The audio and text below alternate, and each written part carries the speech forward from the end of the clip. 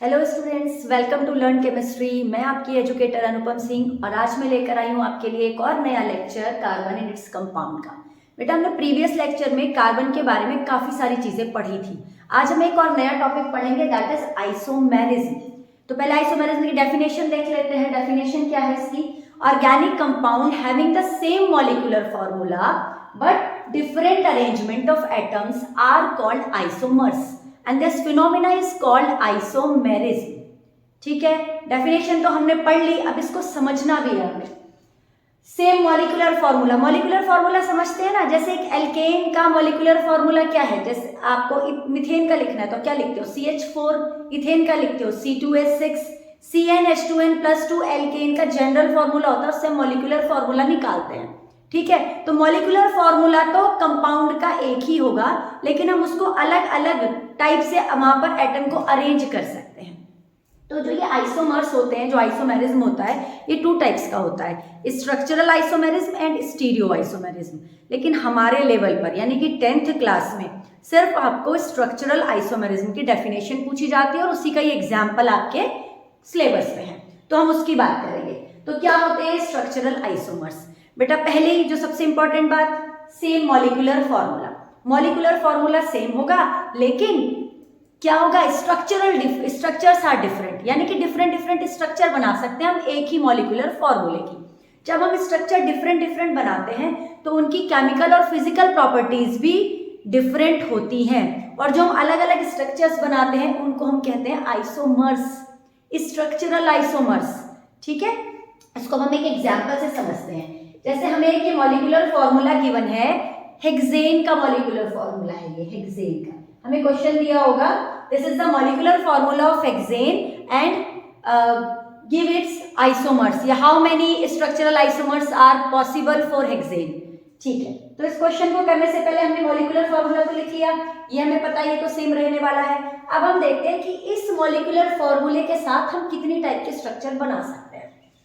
तो चलिए पहले स्ट्रक्चर बनाते हैं। पहले हम कार्बन को एक नॉर्मल चेन में अरेंज कर लेते हैं, 1 2 3 4 5 6 कार्बन। मैं आपको पढ़ा चुकी हूं कि जो कार्बन की चेन होती है वो 3 टाइप की होती है, या तो आप नॉर्मल उसको स्ट्रेट चेन में अरेंज कर लो या ब्रांच में कर लो। ब्रांच में आइसो भी पॉसिबल हो सकता है और नियो भी, अभी हम वही समझेंगे यहाँ पर अच्छे से। तो ये 6 कार्बन मैंने बना दिए। ठीक है, ये एक नॉर्मल चेन है, स्ट्रेट चेन है। तो C6H14 की मैं पहले हाइड्रोजन भी कंप्लीट कर लूं। हाइड्रोजन कंप्लीट करनी तो बेटा आपको आती है ना, मैंने प्रीवियस लेक्चर में सिखाई थी, आप वहां से वीडियो देख लेंगे। मैं यहाँ पर भी आपको एक बार बता देती हूँ, ये कार्बन लिखा था मैंने, कार्बन की एक वैलेंसी इधर से सेटिस्फाई थी, बाकी वैलेंसी को मैंने हाइड्रोजन से सेटिस्फाई किया है। तो इस तरह से ये एक 6H14 का मैंने स्ट्रक्चर बना दिया। 3 2 5 6 7 8 9 10 11 12 13 14। Okay, all hydrogen are complete और कार्बन भी हमारे पास 6 है। तो ठीक है, ये 6H14 की स्ट्रक्चर है और इसको हम कहते हैं एन हेक्सेन। नॉर्मल चेन है और हेक्सेन है, तो ये एन हेक्सेन की स्ट्रक्चर बना दी हमने।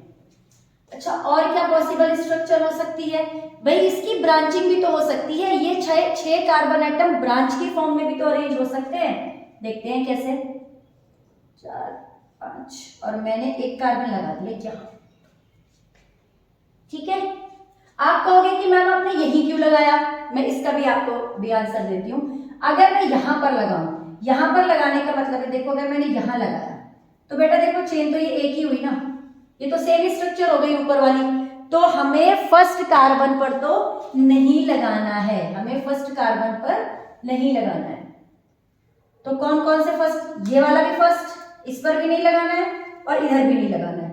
बीच में आप लगा सकते हैं, क्योंकि अगर आप बीच में लगाएंगे तो कुछ चेंज आएगा स्ट्रक्चर में, और हमें डिफरेंट ही बनानी है ना, इससे डिफरेंट बनानी है।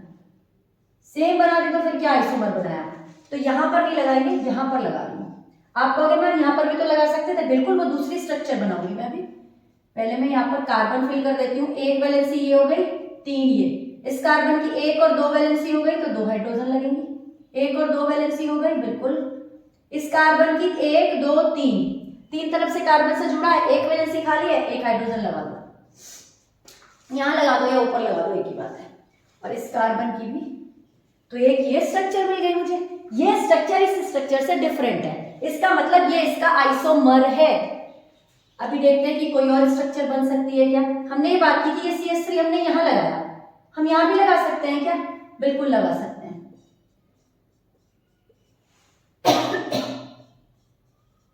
हाइड्रोजन कंप्लीट कर लेंगे, हाइड्रोजन कंप्लीट कर लेंगे। बिल्कुल ये स्ट्रक्चर इस स्ट्रक्चर से डिफरेंट है, क्योंकि अभी मैं जब इसका नाम लिखूंगी ना तो बिल्कुल अलग नाम आएगा। देखो इसका नाम आएगा बेटा 1 2, इसका नाम आएगा 2 मिथाइल पेंटेन। इस कंपाउंड का नाम है 2 मिथाइल पेंटेन। जब नाम ही अलग है तो कंपाउंड भी तो अलग ही होगा, है ना। उसकी स्ट्रक्चर डिफरेंट है तो एक डिफरेंट कंपाउंड की स्ट्रक्चर बनाई है मैंने। एक डिफरेंट कंपाउंड है ये 2 मिथाइल पेंटेन, ये n-हेक्सेन है। देखो नाम अलग है तो कंपाउंड भी अलग है, लेकिन मॉलिक्यूलर फॉर्मूला यही है। ये वाला जो कंपाउंड है इसी मॉलिक्यूलर फॉर्मूले को फॉलो कर रहा है। 1 2 3 4 5 6 कार्बन, 3 3 6 1 7 8 9 10 11 12 13 14 14 हाइड्रोजन। अब इसको देखते हैं 3 2 5 6 7 8 9 10 11 12 13 14 14 हाइड्रोजन और 6 कार्बन, लेकिन नाम अलग है इसका। देखते हैं इसका नाम क्या है। इसका नाम है बेटा 3 मिथाइल पेंटेन। अगर नाम अलग आ रहा है, अभी आपको नाम लिखना सिखाएंगे हम, नोमेनक्लेचर सिखाऊंगी मैं, वहां से आपके लिए और इजी हो जाएगा। अभी आप सिर्फ देख लो कि मैं आपको ये बता रही हूँ कि भाई इसका नाम अलग है। अगर इसका नाम अलग है तो ये अलग बंदा है, ठीक है, इसकी प्रॉपर्टीज भी डिफरेंट होंगी। अच्छा अब ये CH3 मैंने यहाँ लगाया था, मैंने बताया था आपको फर्स्ट पे हम नहीं लगा सकते क्योंकि वो एक पूरी कंटिन्यूअस चेन ही बन जाएगी, यही स्ट्रक्चर बन जाएगी, तो आपने सेकंड पे लगा दिया, एक ही नाम बन गया। अगर मैंने यहाँ लगाया तो एक ही और स्ट्रक्चर बन गई। अब आप कहोगे मैम यहाँ भी तो लगा सकते हैं, बेटा यहाँ अगर हम लगाएंगे तो बिल्कुल ऐसी ही स्ट्रक्चर बनेगी, दोनों स्ट्रक्चर क्या हो जाएंगी, सिमिलर हो जाएंगी। देखते हैं बना के, चलो ये काम भी करते हैं। 1 2 3 4 5 और यहां लगा दिया मैंने, ठीक है। अब अगर मैं इसका नाम लिखूं तो इसका नाम आएगा 2 मिथाइल ब्यूटेन। तो देखो इस वाले का जो फोर्थ है और जो मैंने सेकंड, सॉरी ब्यूटेन नहीं पेंटेन, फोर्थ वाले का नाम है 2 मिथाइल पेंटेन, सेकेंड वाले का नाम है 2 मिथाइल पेंटेन। इसका मतलब दोनों स्ट्रक्चर आइडेंटिकल हैं, क्योंकि नाम आइडेंटिकल आ रहे हैं तो ये आइसोमर नहीं है, ये डिफरेंट स्ट्रक्चर नहीं है। क्योंकि हमारी डेफिनेशन थी कि same molecular formula but different structure. तो देखते हैं कोई और स्ट्रक्चर बन सकती है क्या। हम क्या करें, 6 है, ये तो हमने आइसो चेन बनाई है ना। देखो ये नॉर्मल चेन है, आइसो कैसे पता चला है आइसो, क्योंकि इसमें 3 डिग्री कार्बन है, इसमें 3 डिग्री कार्बन है ना। मैंने आपको बताया था कि आइसो में 1 डिग्री 2 डिग्री के अलावा 3 डिग्री कार्बन होना जरूरी है। 3 डिग्री कार्बन है तो वो आइसो चेन है। नियो बना के देखते हैं इसका।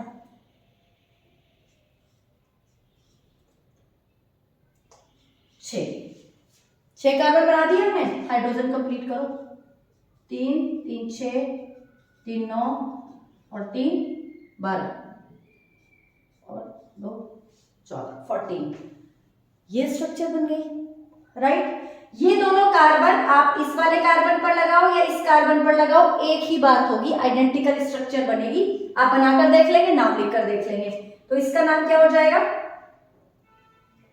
2 डाई मिथाइल ब्यूटेन। देखो बेटा अब तक आपने जो ये 3 नाम लिखे थे, जो चौथा नाम है, इन तीनों से डिफरेंट आया है, इसका मतलब ये आइसोमर है ना। डिफरेंट स्ट्रक्चर बनी है क्योंकि नाम डिफरेंट है। कोई और भी बन सकती है। एक और ट्राई करते हैं। देखो 1 2 3 4 5 6, ऐसे भी बना सकते हो। 2 टर्शरी कार्बन भी हो सकते हैं ना। इसका नाम क्या होगा, 2 2 2 2 डाइमिथाइल ब्यूटेन। एक सेकंड, सॉरी 2 2 नहीं है, ये 2 3 है। 2 3 डाइमिथाइल ब्यूटेन। देखो 2 3 डाइमिथाइल ब्यूटेन। तो मैंने ये 5 स्ट्रक्चर बनाई है। इसका मतलब एन हेक्सेन की, नॉर्मल हेक्सेन की, C6H14 की, जिस कंपाउंड के अंदर 6 कार्बन होते हैं, 5 पॉसिबल स्ट्रक्चर हैं। तो ये पांचों इसके क्या हैं? आइसोमर्स हैं, राइट। तो ये स्ट्रक्चरल आइसोमर्स है, क्योंकि यहाँ पर हमने स्ट्रक्चर डिफरेंट किए हैं। बहुत सारे टाइप के आइसोमर होते हैं, फंक्शनल है, पोजीशन है, लेकिन हमारे सिलेबस में स्ट्रक्चर है तो हम सिर्फ स्ट्रक्चरल आइसोमर कर रहे हैं, ठीक है। अब आपको मैं एक होमवर्क दे रही हूं, आप 4 कार्बन का कोई कंपाउंड लेंगे, है ना। आप ले लेंगे C4, क्या लेंगे? C4H10, और उसके लिए पॉसिबल आइसोमर्स कितने बन सकते हैं वो बनाएंगे, और फिर मुझे कमेंट बॉक्स में बताएंगे कि आपने कितने आइसोमर बनाए। ओके बेटा, तो ये तो हमारी कहानी हुई आइसोमेरिज्म की। अब हम बात करते हैं होमोलोगस सीरीज की। होमोलोगस सीरीज क्या होता है? अगर आप कोई सीरीज बना रहे हैं, मतलब ये एक सीरीज है जिसमें जितने भी ऑर्गेनिक कंपाउंड हैं जो हमने अरेंज किए हैं सीरीज में, उन सबका जनरल फॉर्मूला सेम होता है। यानी कि जो सारे कंपाउंड है सीरीज के, वो एक ही जनरल फॉर्मूला को फॉलो करते हैं। जैसे एल्केन का जनरल फॉर्मूला CnH2n+2 होता है। तो अगर आप एल्केन की होमोलोगस सीरीज बनाओगे तो उसमें जितने भी ऑर्गेनिक कंपाउंड है वो अपना जो एक CnH2n+2 वाला जो जनरल फॉर्मूला है उसको फॉलो करेंगे, right.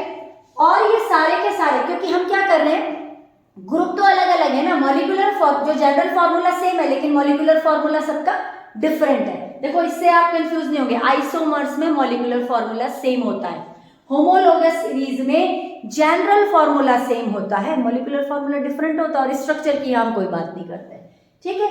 They are differ in molecular formula by CH2 unit. मैं आपको एक एग्जांपल से समझाती हूँ। ये मैंने होमोलोगस सीरीज एल्केन की लिखी है। एल्केन का जनरल फॉर्मूला होता है CH2n+2। अगर n is number of carbon, अगर n1 है तो CH4 आएगा, अगर n2 है तो C2H6 होगा, n3 है तो C3H8 होगा, n4 है तो C4H10 होगा। इस तरह ये सीरीज बनती जाएगी, ठीक है। देखो, इसमें प्रेजेंट जितने भी ऑर्गेनिक कंपाउंड हैं, जितने भी मॉलिक्यूलर फॉर्मूले आपने लिखे हैं, वो सारे के सारे इसी जनरल फॉर्मूले को फॉलो करके आए हैं, है ना, आए हैं ना इसी जनरल फॉर्मूले को फॉलो करके। अच्छा, अब अगला पॉइंट इसने कहा है the differ in molecular formula by CH2 unit. अगर हम ये देखें, इसमें और इसमें कितना डिफरेंस है, CH2 यूनिट अगर मैं इसमें CH2 जोड़ दूं तो C2H6 आ जाएगा मेरे पास, बिल्कुल आ जाएगा। इसमें और इसमें कितना डिफरेंस है, अगर इसमें CH2 जोड़ दूं C3H8 आ जाएगा। यानी कि इन सभी के बीच में कितना डिफरेंस है, CH2 का डिफरेंस है। CH2 जोड़ते जाओ, अगला जो आना है, जो इसके बाद ऑर्डर में जो पॉसिबल ऑर्गेनिक कंपाउंड है वो आपको मिल जाएगा, ठीक है। CH2 में कार्बन का molecular mass 12, atomic mass sorry, और हाइड्रोजन का एटॉमिक मास 2, तो टोटल 14 का डिफरेंस है मॉलिक्यूलर मास में। 14 का डिफरेंस है इनके मॉलिक्यूलर मास में। कैसे? अगर मैं CH4 का मॉलिक्यूलर मास निकालूं तो कितना होगा, 12 + 4 16, ठीक है। This is the molecular mass of methane. अब मैं C2H6 जो इससे नेक्स्ट, जो होमोलोगस सीरीज में जो इसका नेक्स्ट मेंबर है वो है इथेन। इथेन का जनरल फॉर्मूला देखते हैं, कितना हो गया, एक कार्बन एटम का 12, तो 2 का कितना 24, 24 + 6 कितना होता है 30, ठीक है, 30 हुआ इसका। अब इनमें और इसमें कितना डिफरेंस है, अगर मैं 16 में 14 ऐड कर दूं तो मुझे 30 मिल जाएगा 30, क्योंकि इसमें और इसमें एक कार्बन और 2 हाइड्रोजन का डिफरेंस है। एक कार्बन का एटॉमिक वेट और 2 हाइड्रोजन का एटॉमिक वेट मैंने जोड़ दिया, जो कि 14 होता है, 14 होता है, तो अगले का मॉलिक्यूलर मास मुझे मिल गया। इसी तरह इसमें और इसमें भी 14 का डिफरेंस है, इसमें और इसमें भी 14 का डिफरेंस है। क्लियर? तो इस तरह से एक होमोलोगस सीरीज वो सीरीज होती है जिसमें जनरल फॉर्मूला सेम होता है, मॉलिक्यूलर फॉर्मूला अरेंज करते हैं हम। किस फॉर्म में अरेंज कर रहे हैं कि अगले वाला जो कंपाउंड आएगा उसमें CH2 का डिफरेंस हो और मॉलिक्यूलर मास में 14 का डिफरेंस हो, ठीक है। ये देखो हमने अरेंज कर दिया।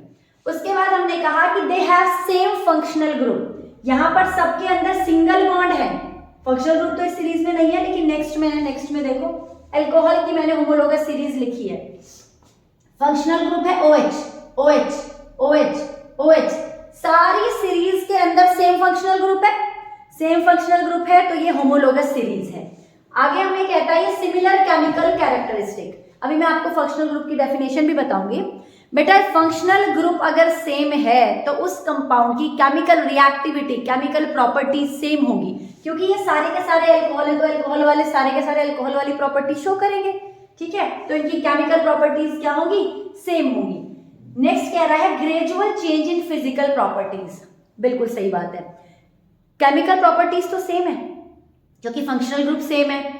नंबर अगर बॉन्ड सिंगल है तो सबके अंदर सिंगल है, अगर डबल है तो सबके अंदर डबल है। लेकिन जो फिजिकल प्रॉपर्टीज है, जैसे कि मेल्टिंग पॉइंट हो गया, बॉइलिंग पॉइंट हो गया, डेंसिटी हो गई, ये जो फिजिकल प्रॉपर्टीज होती हैं ये मॉलिक्यूलर मास पर डिपेंड करती हैं। हमें ये पता है कि हर एक का मॉलिक्यूलर मास बढ़ रहा है, 14 यूनिट के साथ हर एक का मॉलिक्यूलर मास बढ़ रहा है। तो जब मॉलिक्यूलर मास बढ़ रहा है तो इसका बॉइलिंग पॉइंट इससे ज्यादा होगा, इसका मेल्टिंग पॉइंट इससे ज्यादा होगा, इसकी डेंसिटी इससे ज्यादा होगी। ग्रेजुअल चेंज होगा फिजिकल प्रॉपर्टीज के अंदर। तो ये सारे जो पॉइंट्स हैं ये हैं होमोलोगस सीरीज के बारे में। जो भी इस पॉइंट को फॉलो करती हैं सीरीज, वो सारी की सारी हमारी क्या कहलाती हैं, होमोलोगस सीरीज कहलाती हैं। इसके अलावा नोमेनक्लेचर पर आगे बढ़ने से पहले 2-3 टर्म हमारी पहले रह गई थी, हम उनको कर लेते हैं। पहली बात है हेटेरो एटम। क्या होता है हेटेरो एटम? हेटेरो मतलब डिफरेंट। हमने कहा ऑर्गेनिक कंपाउंड हाइड्रोजन और कार्बन से मिलकर बने होते हैं। अब कार्बन और हाइड्रोजन के बने हुए कंपाउंड में कोई और एटम आ गया, जैसे नाइट्रोजन आ गया हाइड्रोजन को रिप्लेस करके, Cl आ गया हाइड्रोजन को रिप्लेस करके, ऑक्सीजन आ गया, सल्फर आ गया। अगर ये आ गए तो ऐसे एटम को हम क्या कहते हैं, हेटेरो एटम कहते हैं। ठीक है, any atom which replace one or more hydrogen atom in organic compound is called hetero atom. लेकिन शर्त यह होती है कि कंपाउंड की वैलेंसी, कार्बन की वैलेंसी सेटिस्फाई होनी चाहिए। राइट, ऑक्सीजन हो सकता है, नाइट्रोजन हो सकता है, सल्फर हो सकता है, Cl हो सकता है, Br हो सकता है। इसका एक एग्जाम्पल मैं आपको दूं हेटेरो एटम का, जैसे कि ये एक रिंग है, अभी मैंने आपको बेंजीन रिंग पढ़ा दी, बता दी उसकी स्ट्रक्चर। इसमें सारे कार्बन, ये सब कार्बन है, ये carbon carbon carbon carbon carbon. इधर वाले कार्बन को रिप्लेस करके नाइट्रोजन आ गया, ये पिरिडीन की स्ट्रक्चर है, तो ये nitrogen is a hetero atom. इस तरह से हेटेरो एटम होते हैं। उसके बाद फंक्शनल ग्रुप। फंक्शनल ग्रुप क्या होते हैं? जो बेटा फंक्शनल ग्रुप है ये एटम भी हो सकता है कोई, या फिर ग्रुप ऑफ एटम्स होते हैं जो किस चीज के लिए रिस्पॉन्सिबल होते हैं, उस पर्टिकुलर कंपाउंड की केमिकल रिएक्टिविटी के लिए और उसकी प्रॉपर्टीज के लिए रिस्पॉन्सिबल होते हैं। ऐसे ग्रुप जो डिसाइड करेंगे किसी भी ऑर्गेनिक कंपाउंड की केमिकल रिएक्टिविटी को और प्रॉपर्टीज को, उन्हें हम क्या कहते हैं, फंक्शनल ग्रुप कहते हैं। जैसे अल्कोहल, अभी मैंने ये अल्कोहल की सीरीज लिखी थी, मैंने कहा था कि इसकी केमिकल जो प्रॉपर्टीज होंगी वो सेम होंगी, क्योंकि फंक्शनल ग्रुप सेम है। फंक्शनल ग्रुप सेम है तो वो फंक्शनल ग्रुप की जो प्रॉपर्टीज हैं वो सब में सेम है ना, क्योंकि सेम फंक्शनल ग्रुप है और फंक्शनल ग्रुप ही प्रॉपर्टीज को डिसाइड करता है। तो इसीलिए इस होमोलोगस सीरीज के सारे जो ऑर्गेनिक कंपाउंड है उनकी केमिकल प्रॉपर्टीज क्या होंगी, सेम होगी। OH क्या है यहाँ पर, फंक्शनल ग्रुप है। तो फंक्शनल ग्रुप क्या हो सकता है, अल्कोहल हो सकता है, एल्डिहाइड हो सकता है, कीटोन हो सकता है, एसिड हो सकता है, एमीन हो सकता है। और ये क्या करते हैं, जब भी जुड़ते हैं किसी भी ऑर्गेनिक कंपाउंड में, उस ऑर्गेनिक कंपाउंड की प्रॉपर्टीज को शो करते हैं, बदल देते हैं, उसकी एक नई प्रॉपर्टी शो करता है, और वो प्रॉपर्टी होती है इन फंक्शनल ग्रुप की वजह से। तो ये होते हैं हमारे फंक्शनल ग्रुप, बहुत इंपॉर्टेंट है। नोमेनक्लेचर में भी हम इनकी लिस्ट पढ़ेंगे। इसके बाद एक छोटी सी चीज, एल्काइल ग्रुप क्या होते हैं। देखो आपने एल्केन पढ़ा है, एल्केन पढ़ा, अभी ये लिखा हुआ है आपके सामने हेक्सेन, है ना। तो अगर एल्केन में से, किसी भी एल्केन में से आप एक हाइड्रोजन को रिप्लेस कर दो तो बन जाता है एल्काइल, C2H5। अब आपने एक हाइड्रोजन को रिप्लेस कर दिया तो एक वैलेंसी खाली हो गई ना कार्बन की, तो हम ऐसे रिप्रेजेंट करते हैं। ये जो लाइन है, जो बॉन्ड है, ये क्या बताता है, ये बताता है उस मिसिंग वैलेंसी को, जो हाइड्रोजन छोड़कर गया है उसके प्लेस को बताता है। और फिर ये किसी के साथ यहाँ से जुड़ सकता है, जुड़ने के लिए तैयार है, क्योंकि हाइड्रोजन तो चला गया, अब यहाँ पर आकर कोई भी फंक्शनल ग्रुप जुड़ सकता है, कोई हेटेरो एटम आकर जुड़ सकता है। ओके, तो इसे कहते हैं हम एल्काइल। एल्काइल जैसे ये है इथाइल, कैसे आया इथेन, इथेन यानी कि C2H6 में से एक हाइड्रोजन माइनस हो गया तो बन गया C2H5, एन कन्वर्ट इनटू आइल, एन कन्वर्ट इनटू आइल। देखो ये जो एन है वो आइल में कन्वर्ट हो गया। हमेशा एल्केन में से एक हाइड्रोजन कम होती है एल्काइल के अंदर। एल्केन का जनरल फॉर्मूला CnH2n+2 होता है और एल्काइल का जनरल फॉर्मूला CnH2n+1 होता है। ये ध्यान रखेंगे, ठीक है, ये जनरल फॉर्मूला भी आप ध्यान रखेंगे। अब जैसे ये था एल्केन C6H14, देखो 6 यहां रखे आपने, ये क्या हुआ 12 + 2 14, ये हो गया हमारा एल्केन। इसका एल्काइल देखते हैं, C6H 12 + 1 13 और एक वैलेंसी खाली, ये हो गया हमारा हेक्सेन और इट इज आर हेक्साइल। तो एन कन्वर्ट इनटू आइल, क्योंकि एक हाइड्रोजन क्या हो गई है, निकल गई है, छोड़कर चली गई है एल्केन को। ठीक है बेटा, आप इसका वीडियो को पॉज लेकर स्क्रीनशॉट लो।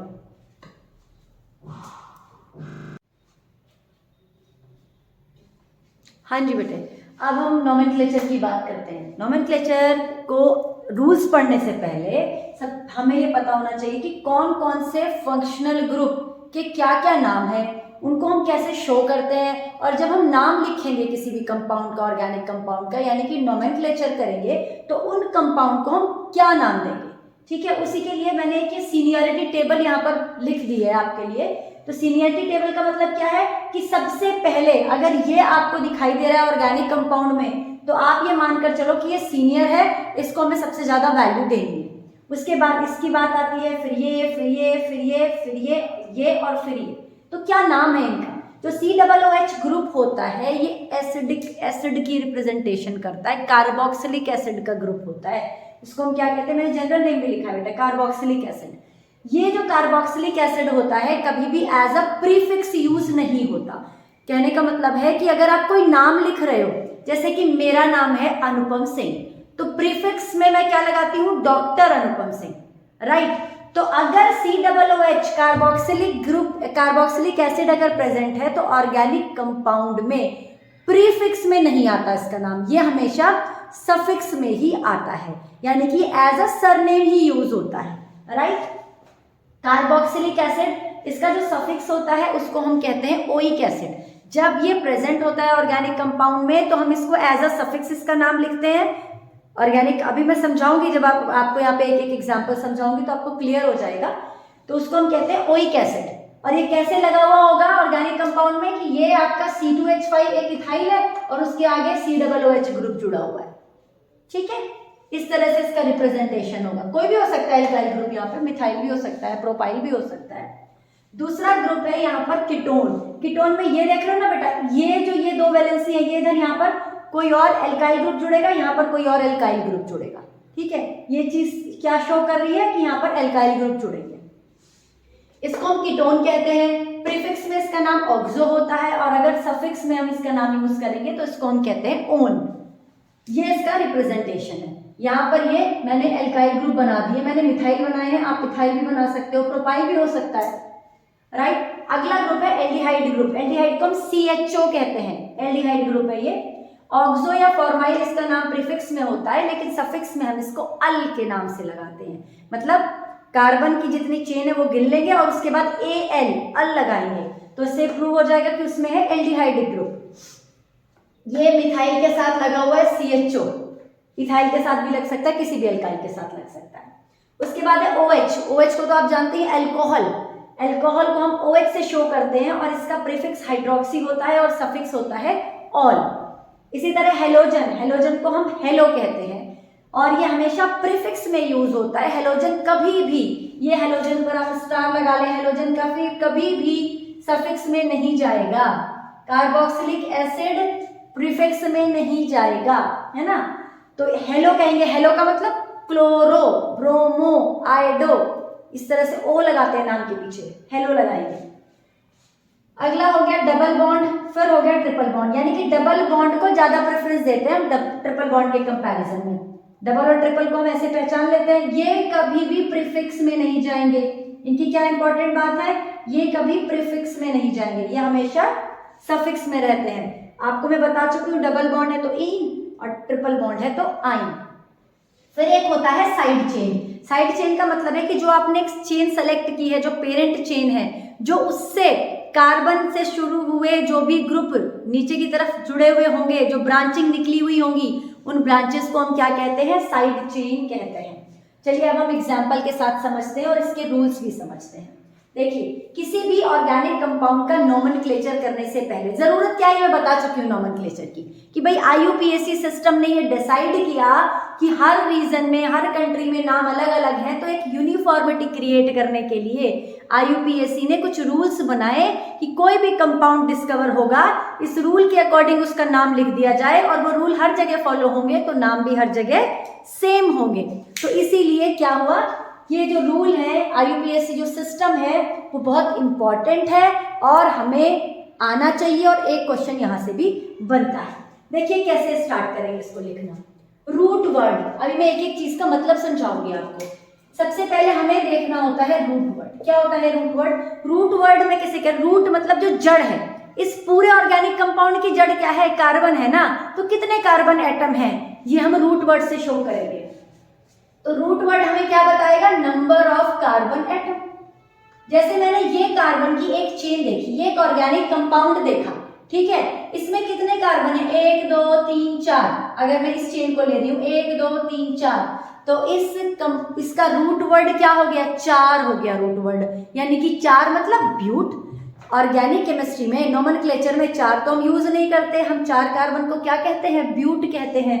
ये पहले भी बता चुकी हूं, मेथ, उसके बाद आएगा एथ, उसके बाद आएगा प्रॉप, 3 के लिए क्या आएगा बेटे, प्रॉप, फिर आएगा आपका ब्यूट, फिर आएगा आपका pent, hex, hept, oct, non और डेक। तो 4 के लिए ब्यूट आएगा, तो ब्यूट इसका रूट वर्ड हुआ। ओके, रूट वर्ड लिखने के बाद आपको लगाना होता है प्राइमरी सफिक्स। क्या लगाना होता है, प्राइमरी सफिक्स। सफिक्स जो नाम के बाद में लगेगा, किसी भी चीज को आप लिख रहे हैं जो बाद में लगता है, जो एंड में लगता है, उसको हम सफिक्स कहते हैं। तो प्राइमरी सफिक्स कैसे डिसाइड होगा, सफिक्स डिसाइड होगा कि उसमें कौन सा बॉन्ड प्रेजेंट है, यानी कि सफिक्स हमारे 3 ही हो सकते हैं, एन, इन या फिर आइन, चौथा कोई सफिक्स नहीं है। यानी कि सिंगल बॉन्ड होगा अगर कंपाउंड के अंदर, तो आप अगर रूट वर्ड कार्बन 4 है, रूट वर्ड ब्यूट है, रूट वर्ड क्या है, ब्यूट, और सफिक्स क्या होगा अगर सिंगल बॉन्ड है, एन, तो नाम हो जाएगा ब्यूटेन, ठीक है। अगर सफिक्स इन है, यानी कि कंपाउंड में डबल बॉन्ड है, तो नाम हो जाएगा ब्यूटीन। अगर कंपाउंड के अंदर ट्रिपल बॉन्ड है, तो नाम क्या हो जाएगा, ब्यूटाइन। रूट वर्ड लेंगे, नंबर ऑफ कार्बन लेंगे, और लास्ट में उसका क्या लगाएंगे, पीछे की तरफ क्या लगाएंगे कि उसमें कौन सा कार्बन है, प्राइमरी सफिक्स, ठीक है, क्योंकि कार्बन एटम जुड़े हुए हैं। तो कार्बन एटम कितने हैं, वो रूट वर्ड हो गया, और किससे जुड़े हैं, सिंगल बॉन्ड से, डबल बॉन्ड से या ट्रिपल बॉन्ड से, वो हमारा हो गया प्राइमरी सफिक्स। प्राइमरी सफिक्स के बिना नाम नहीं लिख सकते आप, ठीक है। तो प्राइमरी सफिक्स, उसके बाद अगली चीज आती है सेकेंडरी सफिक्स। ये सेकेंडरी सफिक्स कौन है, कहां से आएंगे, सेकेंडरी सफिक्स आएंगे इस टेबल में से उठ के, ठीक है। सेकेंडरी सफिक्स, अगर इस टेबल में से कोई भी कंपाउंड प्रेजेंट है, कोई भी फंक्शनल ग्रुप लगा हुआ है ऑर्गेनिक कंपाउंड में, तो आप यहां से उसकी नेमिंग करोगे। मैं दिखाऊंगी आपको एग्जांपल में कैसे करेंगे। अब एक चीज छूट गई, प्रीफिक्स। ये प्रीफिक्स कब आएगा, अगर 2 बड़े फंक्शनल ग्रुप आ गए, अगर 2 फंक्शनल ग्रुप जुड़े हुए हैं, अगर 2 फंक्शनल ग्रुप जुड़े हुए हैं, तो एक तो सफिक्स में जाएगा, सफिक्स में एक ही आ सकता है, सेकेंडरी सफिक्स एक ही बनाएगा, तो दूसरा कहां जाएगा, वो प्रीफिक्स में जाएगा बेटा, कहां जाएगा, प्रीफिक्स में जाएगा। और जितने भी हेलोजन होते हैं, अगर वो प्रेजेंट है, तो वो तो हमेशा ही प्रीफिक्स में जाएंगे, तो प्रीफिक्स क्या होगा, अगर हेलोजन है या एक से ज्यादा फंक्शनल ग्रुप है तो वो प्रीफिक्स में जाएंगे। क्योंकि देखो बेटा, किसी का भी जो सरनेम है वो एक ही होता है ना, सरनेम लगाता है वो, उसके बाद उसे अपने गांव का नाम लगाना है या कोई और नाम लगाना है तो वो आगे लगा लेगा या नाम से पहले लगा लेगा। ठीक है, तो prefix, root word, primary suffix और सेकेंडरी सफिक्स, ये जो मैंने आपको जो बनाया है ये आपको हमेशा याद रखना है। जब भी आप नाम लिखना शुरू करें ना तो दिमाग में चलना चाहिए, अच्छा सबसे पहले मुझे रूट वर्ड देखना है, तो सबसे पहले रूट वर्ड, दूसरी चीज ये, तीसरी चीज ये, और अगर ये नहीं है तो ये। ठीक है, तो इस तरह से हम क्या करते हैं, किसी भी कंपाउंड की नेमिंग करते हैं। अब नेमिंग करने के रूल हैं, लेकिन ऐसे ही नहीं उठा के नेमिंग करना शुरू कर देंगे, पहले कुछ रूल हैं, वो रूल देखते हैं। सबसे पहले identify the longest chain and numbered it. देखो जब बेटा नाम लिखना शुरू करो ना ऑर्गेनिक कंपाउंड की तो पेंसिल यूज करो, क्योंकि जितना आप पेंसिल के साथ प्रैक्टिस करोगे, गलतियां होगी, इरेज करोगे, पेंसिल के साथ प्रैक्टिस करोगे, उतनी ही चीजें आपको ज्यादा अच्छे से समझ में आएंगी। तो सबसे पहले आपको मान लो ये दो कंपाउंड दिए हुए हैं, एक कंपाउंड ये है और एक कंपाउंड ये है। मैंने हाइड्रोजन नहीं लगाई हुई, आप हाइड्रोजन फिल कर सकते हैं। ये कार्बन की चेन है, तो हमें कहा है लॉन्गेस्ट चेन। सबसे पहले हमें कंपाउंड के अंदर सबसे लंबी चेन सेलेक्ट करनी होती है कि भाई सेलेक्ट कर ली लंबी चेन, अब हम इसका नाम रखेंगे। ठीक है, तो ये जो मेरे पास एग्जांपल है इसमें सबसे लंबी चेन का क्या मतलब है, देखो 1 2 3 4 कार्बन एटम, तो ये एक चेन हो सकती है। और जो चेन आप सेलेक्ट करते हो ना इसको कहते हो पेरेंट चेन। क्या कहते हैं, पेरेंट चेन। वो जो पेरेंट है, जो पेरेंट चेन है उसी में से कार्बन नंबर देखकर उनको रूट वर्ड कहते हैं। राइट, बाकी को छोड़ देते हैं, बाकी साइड चेन में आ जाते हैं, मैंने साइड चेन बताया था आपको। तो अगर तो मैं ये पेरेंट चेन चुनती हूं तो ये साइड चेन हो जाएगी मेरी, है ना। लेकिन देखते हैं अभी इसमें कितने कार्बन आ रहे हैं, 1 2 3 4, और हमें कहा है लॉन्गेस्ट चुननी है, मैक्सिमम कार्बन एटम उसमें कवर होने चाहिए। ठीक है, दूसरा ऑप्शन क्या हो सकता है कि या तो मैंने ये चुनी या फिर मैंने ये चुनी। इसमें कितने आ रहे हैं, 1 2 3 4 5, पहली वाली में 4 आ रहे थे, इसमें 5 आ रहे थे, तो इसका मतलब ये मेरी पेरेंट चेन होनी चाहिए। तो मैं चेन ऐसे भी सेलेक्ट कर सकती हूँ, ऐसे भी सेलेक्ट कर सकती हूँ, इधर से भी सेलेक्ट कर सकती हूँ। ठीक है, बस चेन कंटिन्यूअस होनी चाहिए, कार्बन की होनी चाहिए, बीच में कोई हेटेरो एटम आ जाएगा तो चेन ब्रेक हो जाएगी। ओके, तो 5 कार्बन की चेन है, ठीक है, मैं इसको सेलेक्ट करूंगी। फिर इसने कहा नंबर्ड इट, इसकी नंबरिंग भी करो। नंबरिंग करते हैं, देखो ऐसे नंबरिंग करेंगे 1 2 3 4 5। आप कहोगे मैम इधर से क्यों नहीं करें, इधर से कर लेते हैं, 1 2 3 4 5। देखो बेटा, मैं नंबरिंग इधर से करूं या इधर से करूं, इस चेन में तो कोई फर्क नहीं पड़ रहा। क्यों, क्योंकि जो ये साइड चेन है, इसको हम साइड चेन कहते हैं ना, जो बाहर लटकी हुई है, जो बाहर निकल गई पेरेंट चेन से, ये जो साइड चेन है वो 3rd कार्बन पर आ रही है ना। लेकिन अगर ये साइड चेन यहां ना होकर यहां जुड़ा होता तो इधर नंबरिंग कर रही हो तो किस पे आ रही है, 1 2, सेकंड पे आ रही है, इधर से कर रही हूं 1 2 3 4 पे आ रही है, तो मुझे नंबरिंग वहां से करनी होगी जहां से साइड चेन को लोवेस्ट नंबर मिले। दो बातें बताई मैंने, देखो एक तो लॉन्गेस्ट चेन चुननी है, ठीक है, उसके बाद लॉन्गेस्ट चेन जो आपकी पेरेंट चेन जो आपने चुन ली, उसके बाद उस पे जो साइड चेन है या जो ग्रुप लटके हुए हैं उनको देखो और नंबरिंग करना स्टार्ट करो। दोनों तरफ से नंबरिंग कर लो एक बार पेंसिल से, ठीक है, दोनों तरफ से नंबरिंग कर लो और ये देखो कि जो साइड चेन या जो ग्रुप जुड़े हुए हैं उनको कौन सा नंबर मिल रहा है। उनको अगर कम नंबर मिलेगा तो वही हमारा एक्सेप्टेबल होगा अकॉर्डिंग टू रूल के हिसाब से उनको लोवेस्ट नंबर मिलना चाहिए। क्लियर है? चलिए, तो ये मैंने आपको एक एग्जांपल बताया। इस एग्जांपल में देखते हैं, लॉन्गेस्ट चेन चुननी है मुझे, ये चुन ली मैंने। बिल्कुल, एक तो तरीका ये हो सकता है 1 2 3 4 5 कार्बन। अगर मैं ये चुनूं 1 2 3 4 ही कार्बन हो गए, तो मैं ये नहीं चुनूंगी, हटाओ उसको।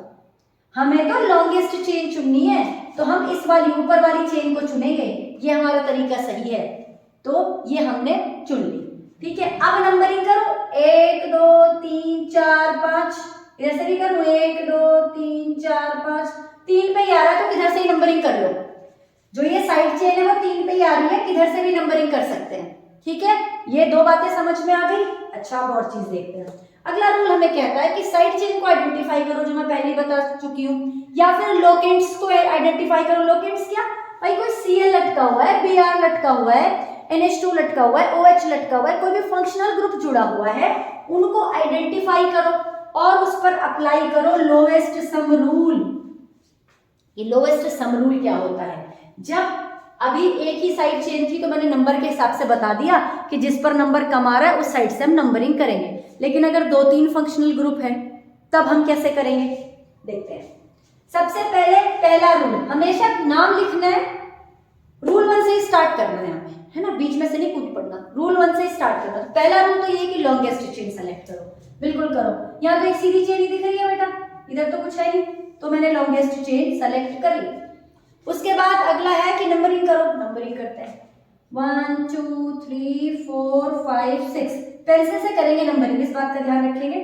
दूसरी साइड से भी नंबरिंग करें, जो फिर सही होगी उसको रख लेंगे, दूसरे वाले को हटा दो। ठीक है, इधर से नंबरिंग कर ली।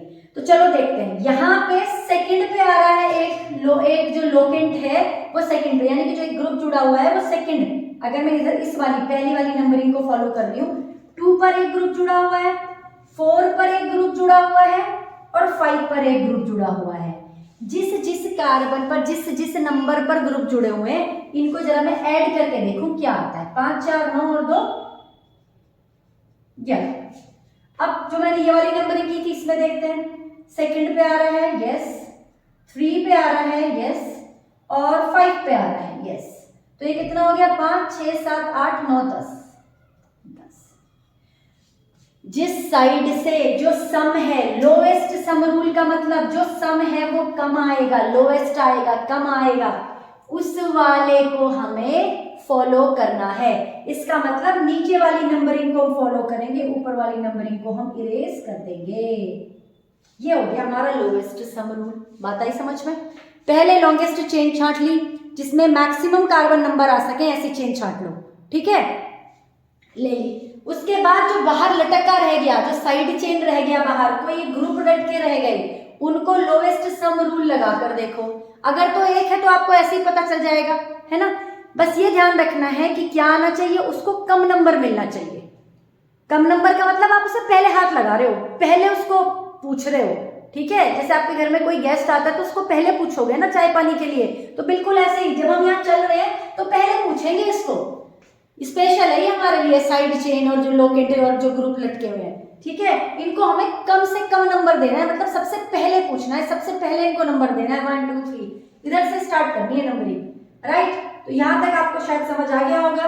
उसके बाद मैंने यहाँ पे आपको रूट वर्ड तो समझ आ गया, नंबर ऑफ कार्बन चेन। ये प्राइमरी सफिक्स को कैसे अप्लाई करेंगे वो देखते हैं।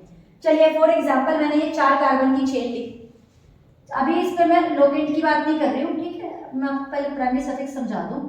ये मैंने हाइड्रोजन भी लगा दी और मुझे किसी ने मुझे कहा गया क्वेश्चन में कि इसका ना नाम बताओ। ठीक है, चेन तो यही है, चुन ली मैंने चेन, पेरेंट चेन जिसको चुनते हैं उसको पेरेंट चेन कहते हैं। कोई कुछ और जुड़ा तो हुआ नहीं। ठीक है, नंबरिंग किधर से भी कर सकती हूँ जब जुड़ा हुआ नहीं है। ये मैंने नंबरिंग कर ली। कितने कार्बन है, 4 है, यानी कि रूट वर्ड क्या है, ब्यूट है, ब्यूट लिख दिया। अब आप ये देखो कि हर एक कार्बन के बीच में सिंगल बॉन्ड है बेटा। सिंगल बॉन्ड के लिए मैंने आपको बताया था प्राइमरी सफिक्स लगेगा। प्राइमरी सफिक्स तो लगना ही लगना है, उसके बिना तो नाम अधूरा है ना। तो प्राइमरी सफिक्स लगाएंगे और वो क्या होगा, इसी के साथ जोड़ेंगे ब्यूटेन। इस कंपाउंड का नाम हो गया कंप्लीट, इसको हमने कहा ब्यूटेन। अच्छा एक और देखते हैं, 1 2 3 4 और ये लग गया डबल बॉन्ड। चलो इसे देखते हैं। 4 कार्बन की चेन सेलेक्ट कर ली मैंने, यहां भी नहीं देखते, इसको हम यहां करते हैं, ये तो बीच में ही आ गया था तो किधर से भी, इसे देखते हैं। ठीक है, 4 कार्बन की चेन है, ठीक है जी, ब्यूट। नंबरिंग करेंगे, देखो इसमें कोई भी फंक्शनल ग्रुप नहीं है, लेकिन अगर कोई और फंक्शनल ग्रुप ना हो, कुछ और ना जुड़ा हो, तो डबल बॉन्ड भी फंक्शनल ग्रुप की तरह ही काम करता है।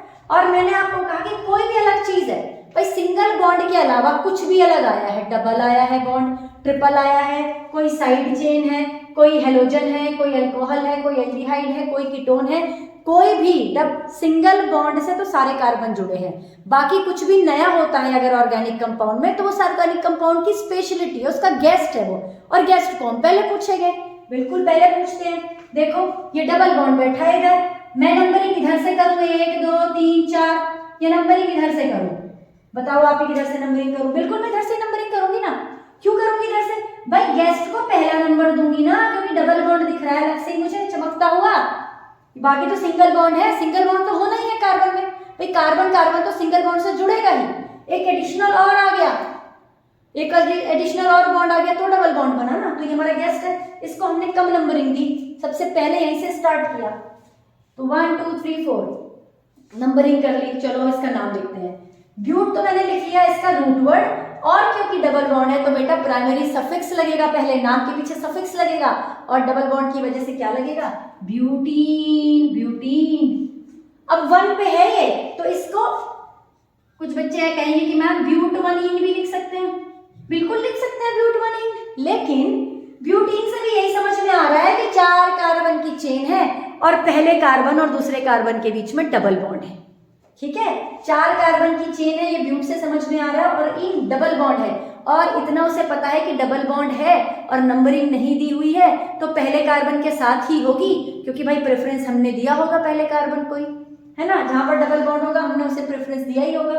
तो ब्यूटवनीन लिख लें या ब्यूटीन लिख लें? हम ब्यूटीन लिख देते हैं, थोड़े से आलसी हैं, ज्यादा लंबा नाम नहीं लिखेंगे, ब्यूटीन। ब्यूटीन से समझ में आ गया कि 4 कार्बन और पहले दूसरे के बीच में डबल बॉन्ड। चलो एक और एग्जांपल मैं यहाँ पे आपको समझाती हूँ। 5 कार्बन ले लेते हैं इस बार। हमने लिए 5 कार्बन और यहां पे लगा दिया हमने ट्रिपल बॉन्ड। ठीक है, नंबरिंग करने शुरू करेंगे। चलो करते हैं शुरू। हमने कहा सिंगल सिंगल बॉन्ड अगर प्रेजेंट है तो कोई बात नहीं, घर की बात है, कोई स्पेशल नहीं है, इधर से भी कर लो। लेकिन अगर ट्रिपल बॉन्ड आ गया, अलग कुछ नया हो गया, तो इसे देंगे प्रेफरेंस। तो नंबरिंग कहां से शुरू होगी? इधर से शुरू होगी बेटा,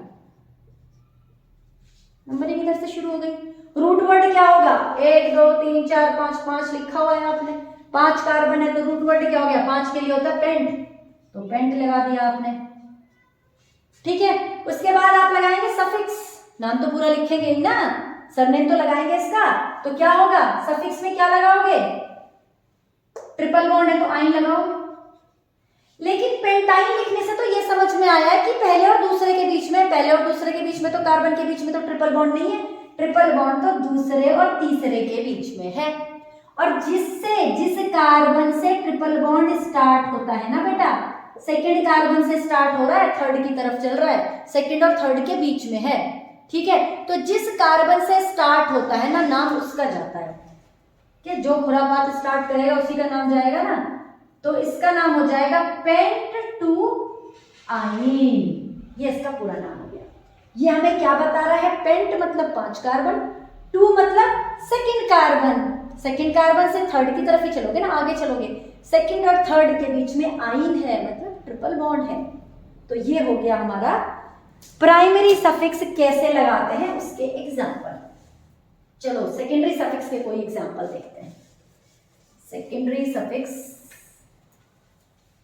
इनमें से कोई भी ले लेते हैं सेकेंडरी सफिक्स के लिए। 1 2 3 4 5। ठीक है, मैंने डबल बॉन्ड भी लगा दिया और एक फंक्शनल ग्रुप लगा रही हूं, इधर लगा रही हूं, OH लगा दिया। राइट, अब इसका देखते हैं। पहले तो कार्बन चेन ले लो, यही चेन आ रही है हमारी लॉन्गेस्ट कार्बन चेन। अच्छा आप कहोगे मैम इसको भी चेन में लेना है क्या? नहीं नहीं, इसको चेन में नहीं लेना, कार्बन चेन सेलेक्ट करनी है। बार बार बोला जा रहा है कि चेन जो होगी लॉन्गेस्ट चेन कार्बन से ही बनी हुई होगी, है ना। ये तो ऑक्सीजन है ना, OH है, तो इसको चेन में नहीं लेना, चेन से बाहर रहने दो उसको। चलो अब बात आई नंबरिंग की। नंबरिंग किधर से की जाए? फंक्शनल ग्रुप, इससे भी बड़ा है। देखो ये तो यहाँ है, ये तो यहाँ है, और भी आपके घर में एक मतलब गेस्ट से भी चीफ गेस्ट आ गया, स्पेशल गेस्ट आ गया, तो उसको तो आप सबसे पहले ही नाश्ता कराओगे, चाय पानी दोगे, तो उसको तो सबसे पहले नंबरिंग करोगे। तो यहाँ से नंबरिंग स्टार्ट होगी। हमने उसको ही देखना है सबसे पहले। अब हमने इसे नहीं देखना, अब सबसे पहले इसको देखना है क्योंकि ये सीनियरिटी जो टेबल है हमारी उसमें बड़ा है। 1 2 3 4 5 ये हो गई नंबरिंग। ठीक है, 5 कार्बन है तो रूट वर्ड क्या आ जाएगा? पेंट। ठीक है, प्राइमरी सफिक्स तो आना ही है, एन इन आइन, तो क्या आएगा? इन आएगा, इन आएगा। और कौन सा इन आएगा? 2 इन आएगा, क्योंकि सेकेंड कार्बन और थर्ड के बीच में डबल बॉन्ड है और जहां से डबल बॉन्ड शुरू होता है उस कार्बन एटम का नंबर लिखते हैं, सेकेंड से शुरू हुआ है तो पेंट 2 इन, पेंट 2 इन। और साथ में क्या आएगा? या तो आप लिख लें 1 ऑल या खाली ऑल। ऑल का मतलब भी यही है कि 1 पे ऑल है। ठीक है, 1 को हमें लिखने की कई बार जरूरत नहीं होती क्योंकि 1 का मतलब ऑल, 1 का मतलब यही होता है कि पहले 1 का मतलब तो है ही पहले पे है, और अगर आपने 1 नहीं लिखा है तो इसका मतलब जो भी आप लिख रहे हैं ना फंक्शनल ग्रुप वो 1 पे मान के चलेगा। ठीक है, pent 2 en al, this is the name of this compound. ये हो गई बात। अगर हमारे पास आ जाता है तो ये हमने लिखा, देखो ये हमने लिखा रूट वर्ड, ये हमने लिखा प्राइमरी सफिक्स और ये आ गया हमारा सेकेंडरी सफिक्स। चलिए अब एक ऐसा एग्जांपल लेते हैं जिसमें सेकेंडरी सफिक्स भी हो, प्राइमरी सफिक्स भी हो और प्रीफिक्स भी हो। 1 2 3 4 5 6 7 कार्बन की मैंने चेन ली। ठीक है, इस पर लगा दिया मैंने, यहां पर Cl लगा दिया, यहां पर मैंने डबल बॉन्ड लगा दिया, वो भी ले रहे हैं हम, डबल बॉन्ड वगैरह भी देख लेते हैं किस तरह से होगा। यहाँ पर मैंने OH लगा दिया, यहाँ मैंने CHO लगा दिया। ठीक है, एक बात का और ध्यान रखेंगे, जो भी कार्बन से, जब मैं आपको कहती हूँ ना कि लॉन्गेस्ट चेन सेलेक्ट करो, मैंने OH के केस में आपको कह दिया था कि इसको चेन में लेने की जरूरत नहीं है क्योंकि ये तो ऑक्सीजन से स्टार्ट है, बिल्कुल ऑक्सीजन से स्टार्ट है, इसको चेन में लेने की जरूरत नहीं है। लेकिन अगर इनमें से कोई ग्रुप ये आएंगे या फिर ये साइड चेन है, ये कार्बन से अगर स्टार्ट होने वाले कोई भी ग्रुप आएंगे उनको हमको ग्रुप उसमें लेना है चेन में। ठीक है, उनको चेन में कंसीडर करना है। जैसे जब मैं चेन यहाँ पे सेलेक्ट करूंगी तो मेरी चेन क्या होगी? ये तो हो गए ही सारे कार्बन, इसके अलावा ये वाला कार्बन भी मुझे लेना है, तो ये मेरी लॉन्गेस्ट चेन होगी। लॉन्गेस्ट चेन में हमें कार्बन से शुरू होने वाले फंक्शनल ग्रुप को भी काउंट करना होगा। ठीक है, इस कार्बन को नहीं छोड़ना है, इस कार्बन को भी काउंट करना है। ठीक है, ये तो हो गया हमारा, हमने लॉन्गेस्ट चेन सेलेक्ट कर ली। अब नंबरिंग कैसे करनी है? बिल्कुल CHO देख लो यहाँ पे बैठा हुआ है, OH यहाँ बैठा हुआ है, इतने सारे आपके पास गेस्ट आए हुए हैं, तो नंबरिंग आप कहाँ से स्टार्ट करोगे? जहां से इन गेस्ट को सबसे कम नंबर मिले, है ना, प्रेफरेंस मिले जहां से इनको, और सबसे पहली प्रेफरेंस तो आपको CHO को देनी है क्योंकि ये सबसे सीनियर है, तो इसको देंगे। तो करेंगे 1 2 3 4 5 6 7 8 8 कार्बन। ठीक है, 8 कार्बन के लिए अब हम नाम लिखना शुरू करेंगे।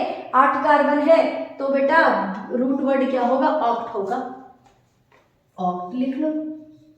उसके बाद आता है रूट वर्ड के बाद आता है primary suffix. Step by step चलना है, पहले root word, primary suffix, secondary suffix, prefix. चलो रूट वर्ड ले लिया ऑक्ट, उसके बाद हमने देखा यहाँ पे डबल बॉन्ड है, डबल बॉन्ड है तो इन आएगा, और इन क्या कौन सा आएगा? 5वें और 6ठे कार्बन के बीच में डबल बॉन्ड है तो ऑक्ट 5 इन, ऑक्ट 5 इन। ठीक है, ऑक्ट 5 इन के बाद अब आपने क्या करना है? अब देखना है कि यहाँ पे सेकेंडरी सफिक्स में कौन जाएगा। सेकेंडरी सफिक्स में एक ही जा सकता है, 2 ग्रुप है आपके पास, ये भी है और ये भी है, तो दोनों के बीच में लड़ाई है, किसको ज्यादा वैल्यू मिले? वैल्यू उसको मिलेगी जो प्रायोरिटी ग्रुप में ऊपर होगा। तो ये देखो प्रायोरिटी ग्रुप में यहाँ पे बैठा है और OH इससे नीचे, तो सेकेंडरी सफिक्स में नाम इसका जाएगा, और सफिक्स में इसका नाम क्या होता है? अल होता है, तो इसका नाम क्या हो जाएगा? ऑक्ट 5 इन अल। क्या हो जाएगा बेटा? ऑक्ट 5 इन अल। तो OH का नाम कहां जाएगा? अब ये बड़ा फंक्शनल ग्रुप था, नाम कहां जाएगा? सेकेंडरी। अगर 2 फंक्शनल ग्रुप हो जाते हैं या 3 फंक्शनल ग्रुप हो जाते हैं तो जो प्रायोरिटी में सबसे ऊपर होता है वो तो जाता है सेकेंडरी सफिक्स में, बाकी सारे कहां आ जाते हैं? प्रीफिक्स में। और जब वो प्रीफिक्स के अंदर आते हैं तो अल्फाबेटिक फॉर्म में उनका नाम लिखा जाता है। देखो कैसे, अब ये तो हमेशा प्रीफिक्स में रहता है, ये तो जाएगा ही प्रीफिक्स में। ऊपर से एक और आ गया, ये भी आ गया कि मैं भी प्रीफिक्स में जाऊंगा। ठीक है, अब इन दोनों को प्रीफिक्स में एडजस्ट करेंगे, लेकिन फिर वही बात, किसको पहले लिखें? तो हम यहाँ पर क्या रूल फॉलो करेंगे और अल्फाबेटिकली हम इनको अरेंज करेंगे। देखो ये है क्लोरो, इसको हम क्या कहते हैं? हेलो, यानी कि क्लोरो। ये तो होता है क्लोरो। इसको क्या कहते हैं प्रीफिक्स में? OH को प्रीफिक्स में बेटा हाइड्रोक्सी कहते हैं। ये होता है हमारा हाइड्रोक्सी। तो जब अल्फाबेटिक ऑर्डर चेक करते हैं तो वहां पर C पहले आता है, तो इसलिए ये पहले आएगा। तो इसका नाम, और कौन से नंबर पे है? 7 पे। 7 क्लोरो हो जाएगा। उसके बाद कौन आएगा? उसके बाद हाइड्रोक्सी आएगा, 3 hydroxy. 7 chloro 3 hydroxy oct 5 en al. This is the name of this compound. देखो बेटा, जब हम स्टेप बाय स्टेप चले तो हमारे लिए बहुत आसान हो गया क्वेश्चन को करना। अल 1 भी हो सकता है, 1 अल भी हो सकता है, लेकिन 1 लगाने की हमें कोई खास जरूरत नहीं। अल का मतलब जब कोई नंबर नहीं बताते तो 1 ही है नंबर। देखो ये हमारा रूट वर्ड, ये है हमारा सेकेंड प्राइमरी सफिक्स, ये हो गया हमारा सेकेंडरी सफिक्स, और रूट वर्ड से पहले जितना भी लगाया दैट इज प्रीफिक्स। और प्रीफिक्स में भी हमने ये देख लिया कि C पहले आता है तो क्लोरो पहले आ गया और फिर हाइड्रोक्सी अरेंज हो गया। इससे ज्यादा होते तो फिर उनको भी हम इसी तरह से अरेंज करते। इस तरह से हम नाम लिखते हैं किसका? IUPAC नाम ऑर्गेनिक कंपाउंड्स का। आप अब किसी भी ऑर्गेनिक कंपाउंड का नाम लिख सकते हैं। बस आपको क्या करना होगा? ये सारे रूल फॉलो करने होंगे और स्टेप बाय स्टेप चलना होगा। राइट, ये वाली चीज बिल्कुल दिमाग में रखनी है। ये टेबल लर्न करनी है, क्योंकि जब आपको ये पता होगा कि कौन सीनियर है तभी तो आप उसको कम नंबर दोगे, तभी तो उसको आप प्रेफर करोगे नाम लिखते हुए। ये टेबल बहुत इंपॉर्टेंट है, ये बहुत इंपॉर्टेंट है कि किसके बाद कौन आएगा, और ये 6 चीजें, 6 रूल है। रूल भी कुछ नहीं है, रूल तो आपने 2 ही लगाए, ठीक है। बाकी प्राइमरी सफिक्स कैसे यूज करते हैं, सेकेंडरी सफिक्स को कैसे लिखते हैं, प्रीफिक्स को कैसे लिखते हैं, ये मैंने आपको इस एग्जांपल के साथ दिखाया है। आई होप आपको ये समझ आ गया होगा, और तब तक आप लोग बेटे प्रैक्टिस करते रहिए और बहुत सारे क्वेश्चन प्रैक्टिस कीजिए। इसके NCERT में भी गिवन है और कुछ रेफरेंस बुक में से भी आप निकाल के, क्योंकि ये वाला पोर्शन होता है ना IUPAC, ये 10th में नहीं है, 11th 12th हमेशा जब भी आप कोई भी एग्जाम देते हो वहाँ पे IUPAC नेमिंग जरूर आती है। ऑर्गेनिक कंपाउंड दिया होता है, आपको उसका नाम लिखना होता है, या फिर स्ट्रक्चर दी होती है, उसको स्ट्रक्चर दी होती है उसका नाम लिखना होता है, या फिर नाम दिया होता है उसको देखकर उसकी स्ट्रक्चर बनानी होती है। ठीक है, तो ये आप बहुत अच्छे से प्रैक्टिस करेंगे। तब तक बेटा पढ़ते रहिए और ऐसे ही बढ़ते रहिए। Thank you so much.